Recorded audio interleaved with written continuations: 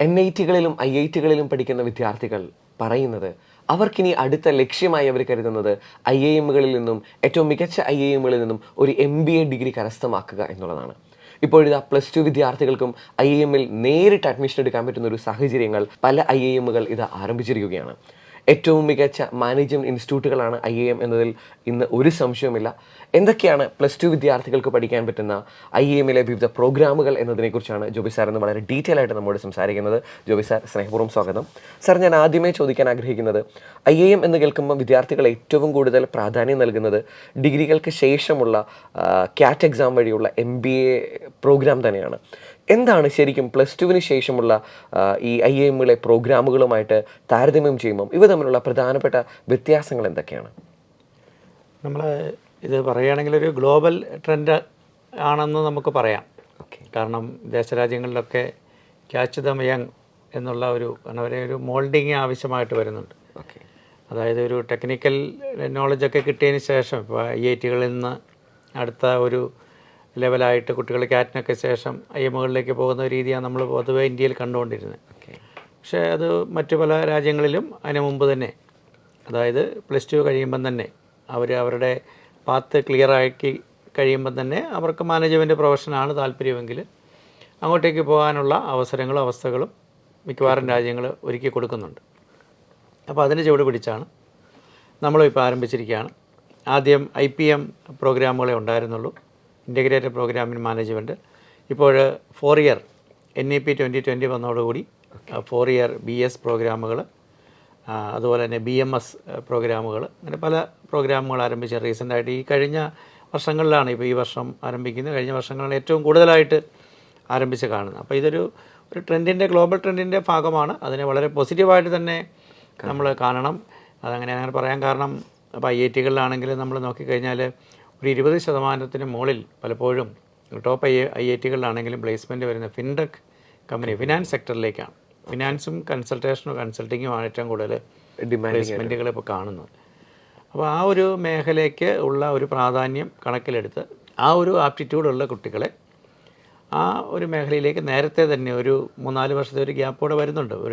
ഒരു IIT-യിലേക്കൊക്കെ പോയി കഴിഞ്ഞാൽ, അപ്പോൾ അതില്ലാതെ തന്നെ അതിന് മുമ്പ് തന്നെ അവർക്ക് അവിടെ എത്താനും ആ ഒരു മേഖലയിൽ കൂടുതൽ വർഷം പഠിക്കുമ്പോൾ, മറ്റേ 2 വർഷത്തെ ഒരു കോഴ്സാണല്ലോ നമ്മൾ ഈ പറഞ്ഞ PGDM ആണെങ്കിലും അല്ലെങ്കിൽ MBA ആണെങ്കിലും ഒക്കെ 2 വർഷത്തെ പ്രോഗ്രാമാണല്ലോ. ഇതിപ്പോൾ 4 വർഷത്തെ 5 വർഷത്തെ ആകുമ്പോൾ ആ ഒരു മേഖലയിൽ തന്നെ കൂടുതൽ ഗഹനമായിട്ട് പഠിക്കാനും അതുപോലെ തന്നെ അവർക്ക് വർക്ക് എക്സ്പീരിയൻസിനും ഇൻ്റർനാഷണൽ കൊളാബറേഷനൊക്കെ ഉള്ള സാധ്യതകൾ അവിടെ കിട്ടുന്നുണ്ട്. അതുകൊണ്ട് എന്തുകൊണ്ടും നല്ലതാണെന്ന് തന്നെ നമുക്ക് പറയാൻ പറ്റും. സാർ, ഞാൻ അടുത്തായിട്ട് ചോദിക്കാൻ ആഗ്രഹിക്കുന്നത്, +2 കഴിഞ്ഞ ഒരു വിദ്യാർത്ഥിക്ക് ഏതൊക്കെ IIM-കളിലെ ഏതൊക്കെ പ്രോഗ്രാമുകൾക്ക് അപ്ലൈ ചെയ്യാനായിട്ട് സാധിക്കും? നമുക്ക് ഇപ്പോൾ പറഞ്ഞാൽ ഒരുപാട് IIM-കളിലായി കഴിഞ്ഞു. അത് നമുക്ക് നേരത്തെ ഉണ്ടായിരുന്ന IPM പ്രോഗ്രാമുകളെ കുറിച്ച് പറയാം. IPM ഏറ്റവും ആദ്യം ആരംഭിച്ചത് ഇൻഡോർ IIM 2011 ആരംഭിച്ചത് ഇൻഡോർ IIM-ലാണ്. അപ്പോൾ ഇൻഡോർ തന്നെയാണ് ഇപ്പോഴും IPM പ്രോഗ്രാമിൽ നമ്പർ 1. അതുകൊണ്ട് മറ്റ് പല IIM-കളും ഇൻഡോറിലേക്കുള്ള IPM-നുള്ള എൻട്രൻസ് ടെസ്റ്റാണ് IP-MAT എന്നറിയപ്പെടും, മാനേജ്മെൻറ്റ് അഡ്മിഷൻ ടെസ്റ്റ്. അപ്പോൾ ഈ IP-MAT-ൻ്റെ സ്കോറിൻ്റെ ബേസിലാണ് പല IIM-കളും അവിടെ കുട്ടികളെ സെലക്ട് ചെയ്യും. അപ്പോൾ അതുകൊണ്ട് തന്നെ ഏറ്റവും ബെസ്റ്റ് IIM ഇൻഡോറാണ് IPM-നെ സംബന്ധിച്ച്. IIM ഇൻഡോറിൽ 5 ഇയർ പ്രോഗ്രാമാണ്. അവിടെ 3 വർഷം കഴിയുമ്പോൾ എക്സിറ്റ് ഓപ്ഷൻ ഉണ്ട്. BA ആണ് അവിടെ കൊടുക്കുന്നത്. അവിടെ മാത്രമേ BA പ്രൊവൈഡ് ചെയ്യുന്നുള്ളൂ. പിന്നെ 5 വർഷം കഴിയുമ്പോൾ MBA ആണ് അവിടെ കിട്ടുക. അപ്പോൾ 5 വർഷത്തെ ഒരു പ്രോഗ്രാമായിട്ട് നമുക്കതിനെ കാണാം. വളരെ നല്ലത് ഞാൻ പറയാം. കാരണം കഴിഞ്ഞ വർഷത്തെ അവിടുത്തെ ഒരു പാക്കേജൊക്കെ നമ്മൾ ശ്രദ്ധിച്ച് കഴിഞ്ഞാൽ 1 CR ആണ് അവിടുത്തെ ടോപ്പ് പാക്കേജ്. ആവറേജ് 25 LPA വരുന്നുണ്ട്. ആവറേജ് 25 ഉണ്ട്. അപ്പോൾ അതുകൊണ്ട് ധൈര്യമായിട്ട് 100% പ്ലേസ്മെൻറ്റും ഉണ്ട്. ഇനി രണ്ടാമത് നമുക്ക് പറയാവുന്ന റോത്തക്കാണ്. രണ്ടാമത് ആരംഭിച്ച റോത്തക്കിലാണ്. റോത്തക്ക് അവർക്ക് വേണ്ടി ഒരു പരീക്ഷ സെപ്പറേറ്റ് നടത്തുന്നുണ്ട്. അപ്പം IIM റോത്തക്കും നല്ലത് തന്നെയാണ്. അവിടെ നമ്മൾ ഒരു പാക്കേജ് ശ്രദ്ധിച്ച് കഴിഞ്ഞാൽ ഒരു 36 LPA ആണ് അവിടുത്തെ ടോപ്പ് കണ്ടത്, ഹയസ്റ്റ്. ആവറേജ് ഒരു 17 LPA ഒക്കെ ഉണ്ട്. അപ്പോൾ റോത്തക്ക് രണ്ടാമതായിട്ട് നമുക്ക് പറയാൻ പറ്റും. റോത്തക്കിന് വേണ്ടി മാത്രമായിട്ട് അവരുടെ ഒരു IP-MAT ഉണ്ട്, റോത്തക്കിൻ്റെ IP-MAT എന്ന് പറയും. പിന്നെയുള്ളത് 2 ജിപ്മാറ്റ് എന്ന് പറയുന്ന NDA നടത്തുന്ന JIP MAT ജിപ്മാറ്റ് എക്സാമിൻ്റെ സ്കോറിൻ്റെ ബേസിൽ അഡ്മിഷൻ നടന്ന 2 സ്ഥാപനങ്ങളുണ്ട്. 2 IIMകളാണ്. IPM ആണ്, IIM ബോധ് ഗയയും IIM ജമ്മു ജിപ്മാറ്റാണ് വരുന്നത്. പിന്നെയുള്ള IIMകൾ നമ്മൾ പറയാവുന്നത് IIM റാഞ്ചിയുണ്ട്. അതുപോലെ തന്നെ IIM അമൃത്സർ, അത് ഈ വർഷം ആരംഭിച്ചതാണ് ഈ IPM പ്രോഗ്രാം. അവിടെയും ഇവിടെയൊക്കെ എക്സിറ്റ് ഓപ്ഷൻ ഉണ്ട്. ഇവിടെയൊക്കെ നമ്മൾ ഈ പറഞ്ഞിടത്തൊക്കെ അതിനകത്ത് ഇൻഡോർ ഒഴിച്ച് ബാക്കി എല്ലായിടത്തും BBA ആണ്. 3 ഇയർ കഴിയുമ്പോൾ BBA ആയിട്ട് വേണമെങ്കിൽ ഇറങ്ങിപ്പോകാം. അതേസമയം നമ്മുടെ ഈ പറയുന്ന അമൃത്സർ IIMൽ ഒരു പ്രത്യേക പ്രോഗ്രാമാണ് 3 ഇയർ കഴിഞ്ഞാൽ അവർ കൊടുക്കുന്ന ഡിഗ്രി. അതൊരു BS ഡിഗ്രിയാണ്. BS ഡിഗ്രിയാണ്. അത് ക്വാണ്ടിറ്റേറ്റീവ് എക്കണോമിക്സ് ആൻഡ് ഫിനാൻസ് ആണ്. ഒരുപക്ഷെ ഏറ്റവും കൂടുതൽ ഡിമാൻഡിങ് ആയ ഫീൽഡിൽ തന്നെ ക്വാണ്ടിറ്റേറ്റീവ് എക്കണോമിക്സ് ആൻഡ് ഫിനാൻസിനകത്തുള്ള ഒരു BS ആണ് പ്രൊവൈഡ് ചെയ്യുന്നത്. 5 വർഷം കഴിഞ്ഞാൽ നോർമൽ MBA ആണ് അവർ പ്രൊവൈഡ് ചെയ്യുന്നത്. പിന്നെ നമുക്ക് പറയാവുന്നത് IIM സംബൽപൂരിൽ, അവിടെ BS പ്രോഗ്രാമാണ് കൂടുതലുള്ളത് സംബൽപൂർ എടുക്കുമ്പോൾ. പിന്നെ നമുക്ക് പറയാവുന്ന IIM ഷില്ലോങ് ഈ വർഷം ആരംഭിച്ചാണ്. IIM ഷില്ലോങ്ങിൽ അത് വളരെ നല്ലൊരു IIM ആണ്. അപ്പോൾ ഇതൊക്കെ IPM പ്രൊവൈഡ് ചെയ്യുന്ന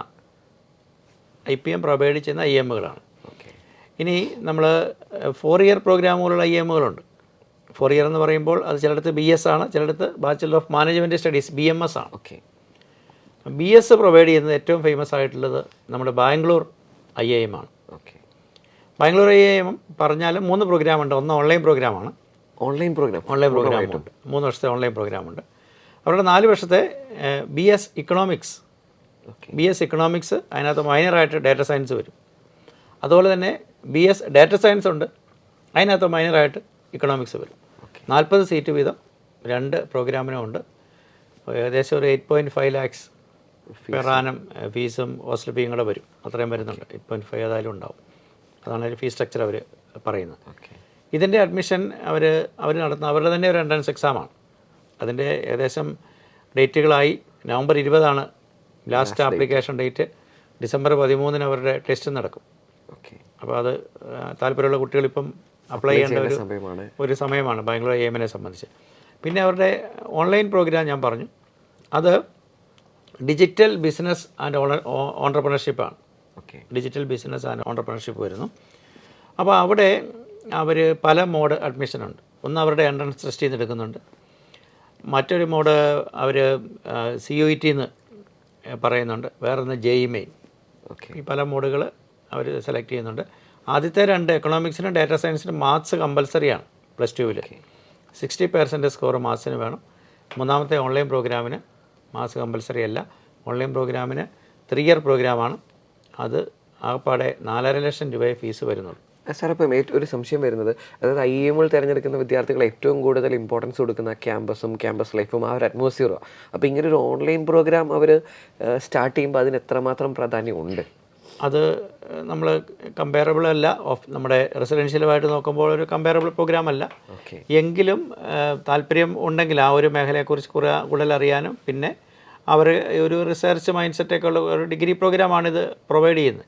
അവർക്ക് ഡിഗ്രിക്ക് ശേഷം പിന്നെ MBAക്ക് പോകാനുള്ളൊരു അവസരമുണ്ട്. അപ്പോൾ അങ്ങനെ പോകാം. പിന്നെ ഇവർ പ്രൊവൈഡ് ചെയ്യുന്ന ഇൻറ്റേൺഷിപ്പുകൾ ഓൺലൈൻ ആണെങ്കിലും അതിനുശേഷം ഇവിടെ വരുന്ന ആളുകൾക്ക് ഈ ഇത് ക്വാളിഫൈ ചെയ്യുന്നവർക്ക് പിന്നെ അതിന് എക്സിറ്റ് ഓപ്ഷൻ ഉണ്ട്. ഫസ്റ്റ് ഇയർ കഴിഞ്ഞാൽ certificate, second year diploma, third year കഴിയുമ്പോഴാണ് ഡിഗ്രി പ്രൊവൈഡ് ചെയ്യുന്നത്. അത് നമ്മൾ ആദ്യം പറഞ്ഞ BSനും ഉണ്ട്. BSന് 3 വർഷം കഴിയുമ്പോൾ നോർമൽ ഡിഗ്രി കിട്ടും. 4 വർഷം കഴിയുമ്പോൾ ഓണേഴ്സ് ഡിഗ്രി. പിന്നെ നമുക്ക് BMS പ്രോഗ്രാം 2 IIMകളുണ്ട്. BMS bachelor of management studies. അത് ഈ BS തന്നെ ഉള്ള ഒരു IIM കൂടെ ഉണ്ട്. IIM സംബൽപൂരിലും BS ആണ്.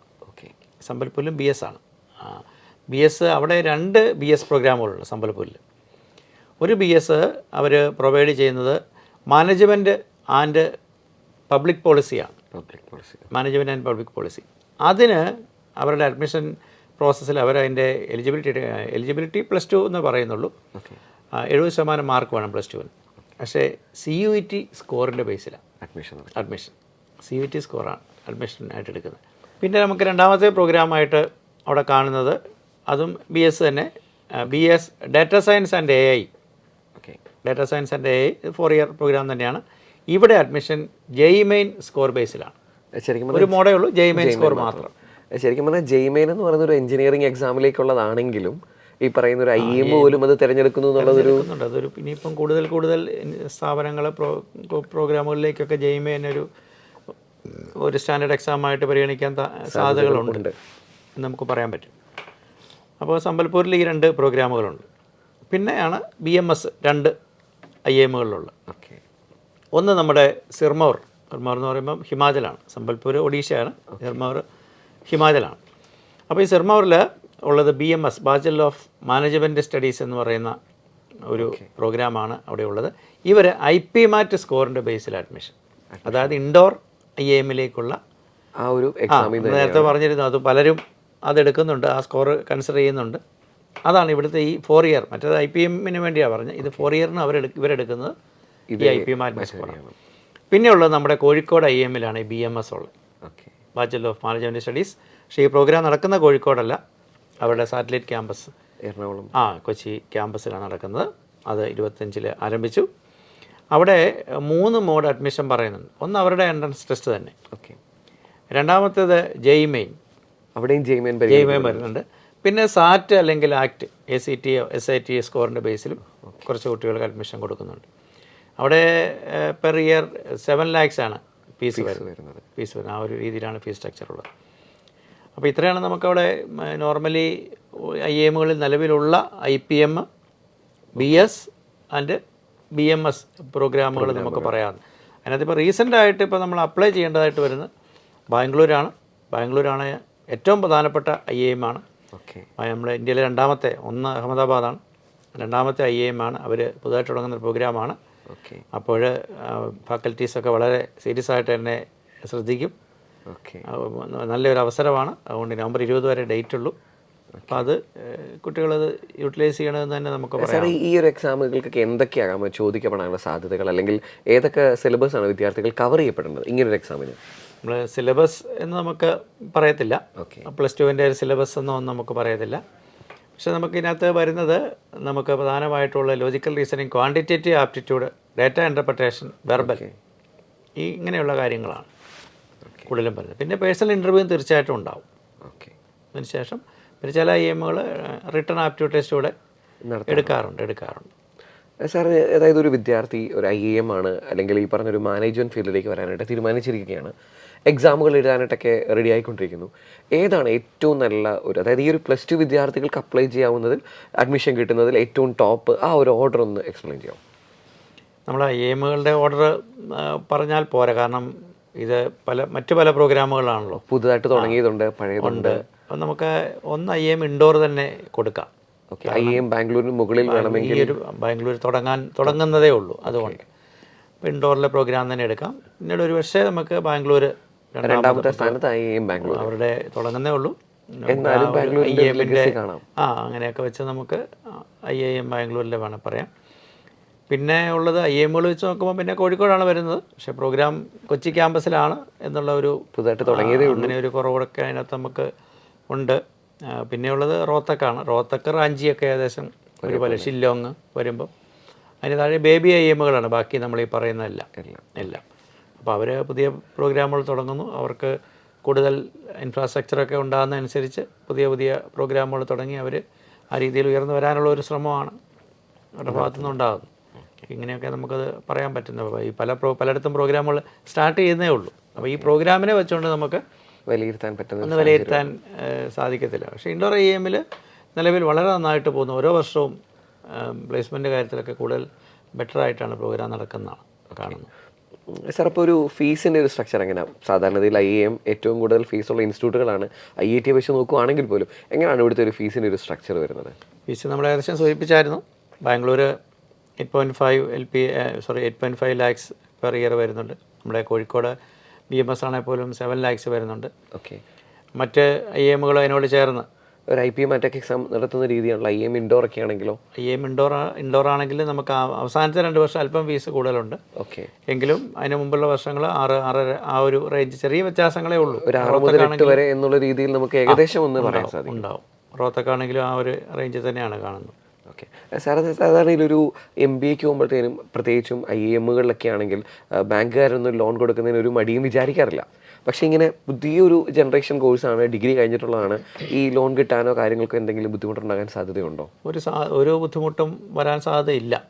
നമ്മൾ കൊളാട്ടർ സെക്യൂരിറ്റി ഒന്നും ഇല്ലാതെ തന്നെ, കാരണം ഇൻസ്റ്റിറ്റ്യൂട്ടിൻ്റെ ആ ഒരു പേരിൻ്റെ ബേസിലാണല്ലോ. കാരണം കുട്ടികൾ വളരെ കോമ്പറ്റീറ്റീവ് ആയിട്ടുള്ളൊരു 1-2 പരീക്ഷയും അതിനുശേഷം ഇൻ്റർവ്യൂ ഒക്കെ കഴിഞ്ഞ് എത്തുന്ന കുട്ടികളാണ്. വളരെ ക്വാളിഫൈഡ് ആയിട്ടുള്ള സെലക്റ്റഡ് ആയിട്ടുള്ള സ്റ്റുഡൻസാണ്. ഓക്കെ. അപ്പോൾ ആ അഡ്മിഷൻ പ്രൊസീജിയർ അത്രയും ഡിഫിക്കൽട്ട് ആയതുകൊണ്ട് കുട്ടികളുടെ ക്വാളിറ്റിയിൽ യാതൊരു തർക്കവും ഉണ്ടാവില്ല.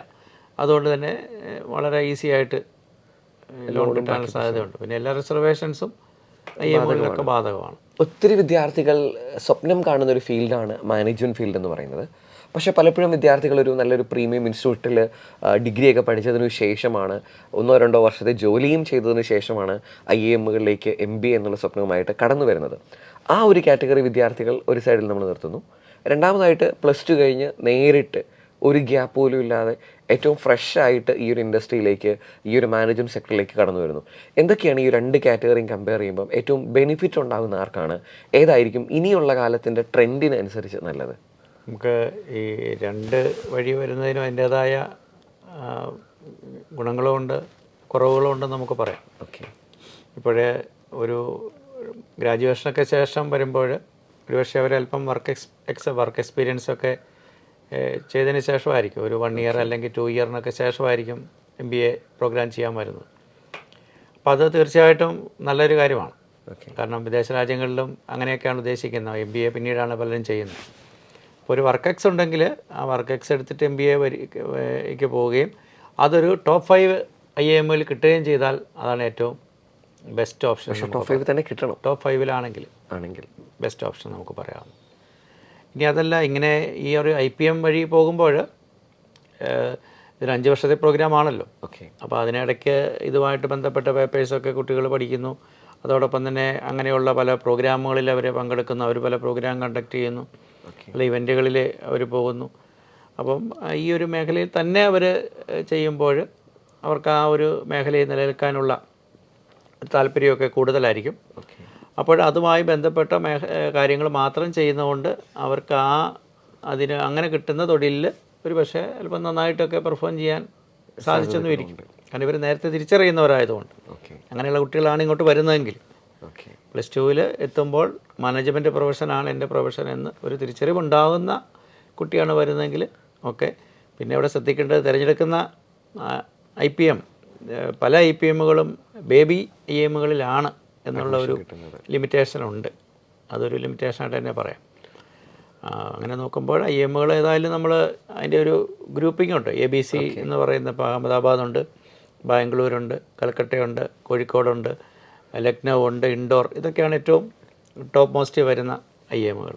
അപ്പോൾ അവിടെ എത്തുക എന്നുള്ളതാണ് ഏറ്റവും പ്രധാനപ്പെട്ട കാര്യം. അത് ഒരു വർക്ക് എക്സിനോട് കൂടി അവിടെ എത്തിക്കഴിഞ്ഞാൽ കിട്ടുന്ന പാക്കേജ് വളരെ ഉയർന്ന ഒരു പാക്കേജ്. വർക്ക് എക്സ് ഇല്ലാതെ വരുന്നവരും ഉള്ളവരും തമ്മിൽ വലിയ വ്യത്യാസം നമ്മൾ ഈ പ്ലേസ്മെൻറ്റ് സമയത്ത് കാണാൻ പറ്റുന്നു. സാർ, ഞാനത് വേറെ രീതിയിൽ ഇൻ്റർപ്രറ്റ് ചെയ്യാനാണ് ആഗ്രഹിക്കുന്നത്. അതായത് ഒരു വർക്ക് എക്സ്പീരിയൻസ് ഒക്കെ കഴിഞ്ഞ് ഒരു 2 വർഷം പഠിച്ചതിന് ശേഷം കിട്ടുന്ന ഒരു ഏജ് വെച്ച് നോക്കുമ്പോൾ ആ ഒരു ഏജ് ഈ പറഞ്ഞൊരു ഡിഗ്രി കഴിഞ്ഞ വിദ്യാർത്ഥി 22ാമത്തെ വയസ്സിലായിരിക്കും ചിലപ്പം ഒരു പക്ഷേ നല്ലൊരു പ്ലേസ്മെൻറ്റ് നേടുന്നത്. അയാളൊരു 27-28 ആകുമ്പം ആ ഒരു ആംഗിളിൽ കുറച്ചുകൂടി വലിയ പ്ലേസ്മെൻറ്റിലേക്ക് എത്തപ്പെടാൻ സാധ്യതകളില്ലേ?